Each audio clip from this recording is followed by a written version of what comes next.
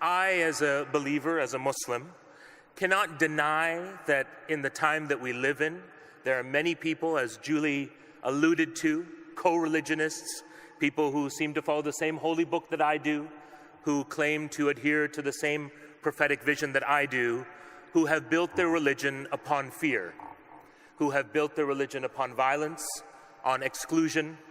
And there are those of our Christian brothers and sisters in humanity, and Jewish, and Hindu, and Buddhist, who have done exactly the same, have made their religions into tribes, have made their religions into cliques, have made their religions into celestial country clubs to which only few can have access and only few can belong.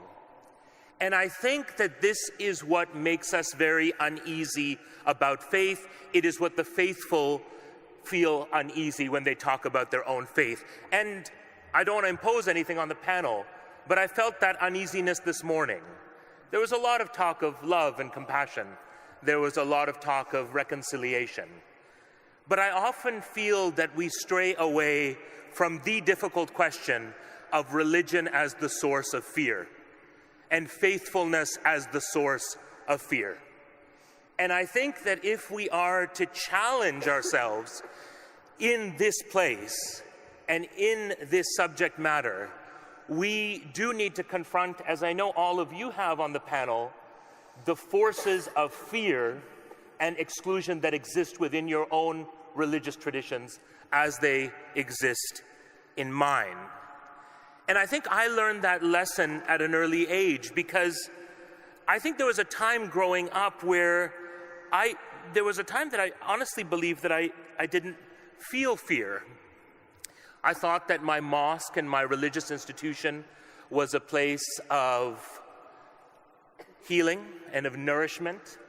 But it was the years that I was in high school and our mosque went through a cataclysmic in Toronto, when I grew up in the suburbs of Toronto, Canada, went through a cataclysmic kind of upheaval where there was a problem within the congregation, and a very popular imam who was black, African-American was fired by an all-brown, all-immigrant, all-Arab mosque board. And I remember it caused a great deal of consternation that why was this person who'd been so influential in our lives being denied of us? And we started a campaign in the mosque.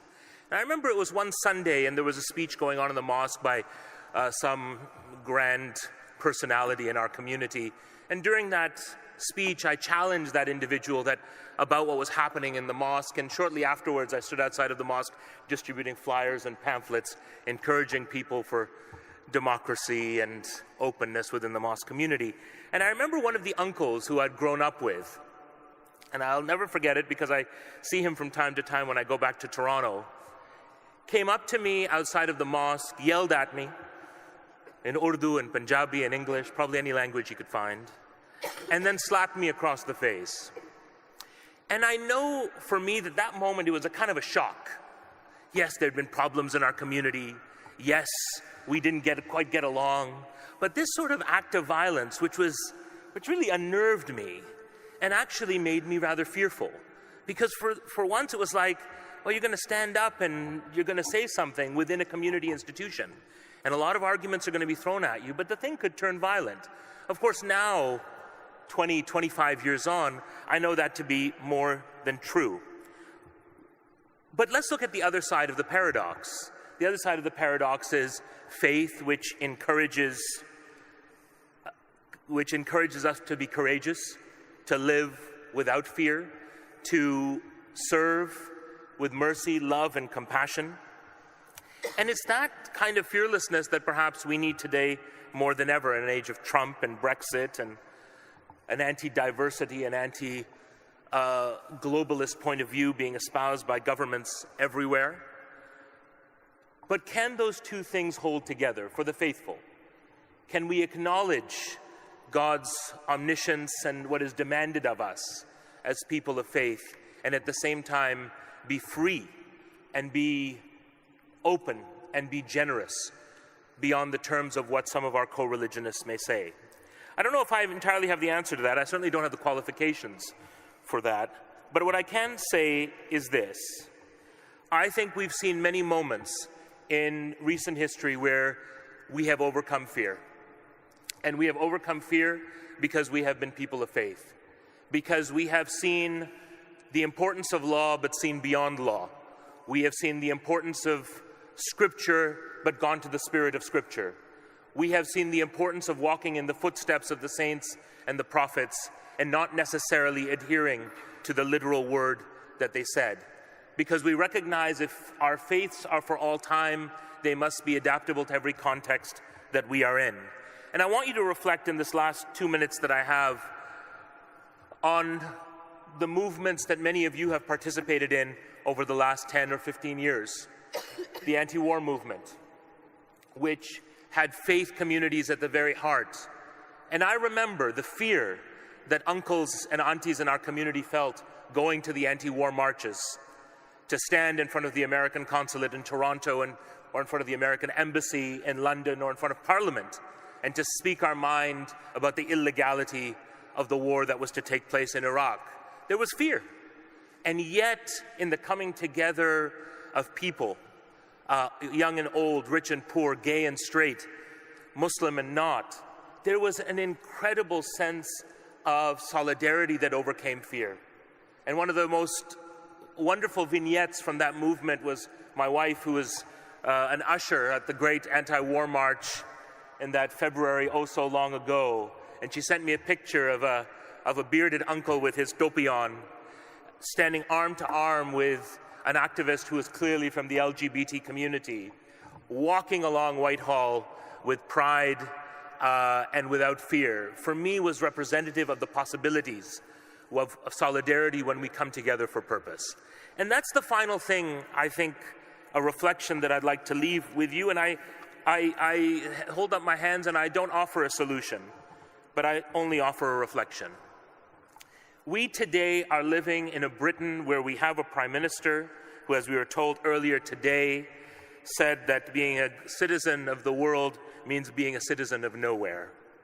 Such stupidity and such asinine politics is what we are living under in this country. Such stupidity is what is going to be coming from the transatlantic flows. Now is not the time for fear, although there are many of us who are fearful of the backlash of Islamophobia and anti-Semitism and anti-gay and misogyny. There is fear, straight up. In the communities that I work with, in the friends I have in the United States, there's great fear right now. But all I can say is this: we cannot speak, I believe, about love, compassion, tolerance, mercy in this day and age as an end in itself. Yes, we want to get to a place where we live compassionately, we live lovingly, we live mercifully. But without a plan, without us coming together and seeing a way of being and doing and acting, those words will remain platitudes. The panelists this morning in their own lives have proven that those words are not platitudes. They are people of action. My fear is that we will get lost in platitudes. Where is the action? There has to be a program. It's not enough to create a safe space. That time is gone. It's not enough to create a third space. It's not enough to have good conversations. Good conversations are dime a dozen. Where do our conversations lead us? How do we create solidarity into action, and how do we do it quickly? How do we do it in a way that meets the needs of now and present, not of 5 months from now, a year from now, or 2 or 3 years from now? That is the challenge that is before us. The Rising gives us an opportunity to join hands with one another and to share those difficult possibilities. And we may not agree on what the actions forward are, but act we must if love, compassion, and mercy are to be truly activated in our lives, in the lives of our families, communities, societies, and nations. Thank you.